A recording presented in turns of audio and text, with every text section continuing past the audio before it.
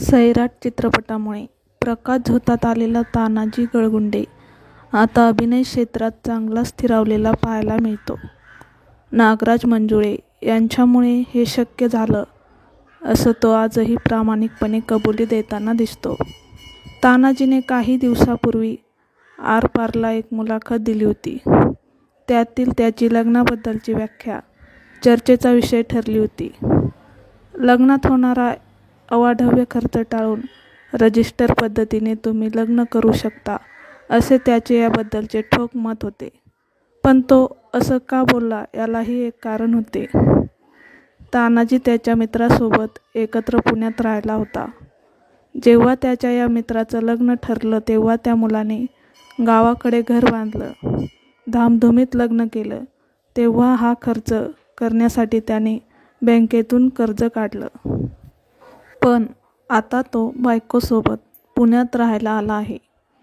तो गायनाचे क्लासेस घेतो. पण डोक्यावर कर्ज असल्याने त्याचं मन अस्थिर झालेलं तानाजीनं पाहिलं आहे.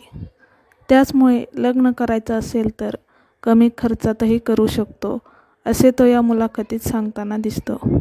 याच मुलाखतीत तानाजीने त्याच्या गर्लफ्रेंडचाही खुलासा केला आहे. गेल्या 5 ते 6 वर्षापासून ते दोघे रिलेशनशिपमध्ये आहेत. याबद्दल तो म्हणतो, माझी जी गर्लफ्रेंड आहे ती दुसऱ्या कास्टची आहे. आम्ही गेली 5-6 वर्ष एकमेकांसोबत आहोत. आम्ही अनेकदा एकत्र भेटतो, बोलतो. माझ्या ऑपरेशनच्या काळात तिनेच माझी खूप काळजी घेतली होती. पण आईला जेव्हा हे कळलं की आम्ही दोघं लिव्ह इनमध्ये राहतो तेव्हा तिने माझ्यासोबत भांडण केलं. तिला ते बिलकुल मान्य नव्हतं. ती मुलगी दुसऱ्या कास्टची आहे हे आईला माहीत होतं, कारण त्या मुलीची आई आमच्या गावातली आहे. त्या मुलीसोबत एकत्र राहायचं, तिच्याशी लग्न करायचं नाही असं माझी आई मला म्हणाली.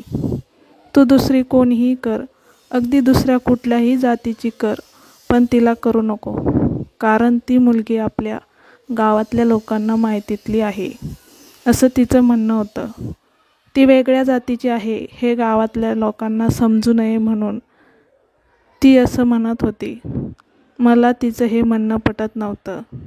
मी सैराट अगोदर गावाकडं होतो तेव्हा त्याच विचारानं मी होतो. पण जसा जसा पुस्तकांशी, चांगल्या व्यक्तींशी संबंध आला तसतसे माझ्यातील विचार सुधारत गेले. त्या मुलीचेही घरचे पुढारलेले आहेत. त्यांना आमचं नातं मान्य आहे.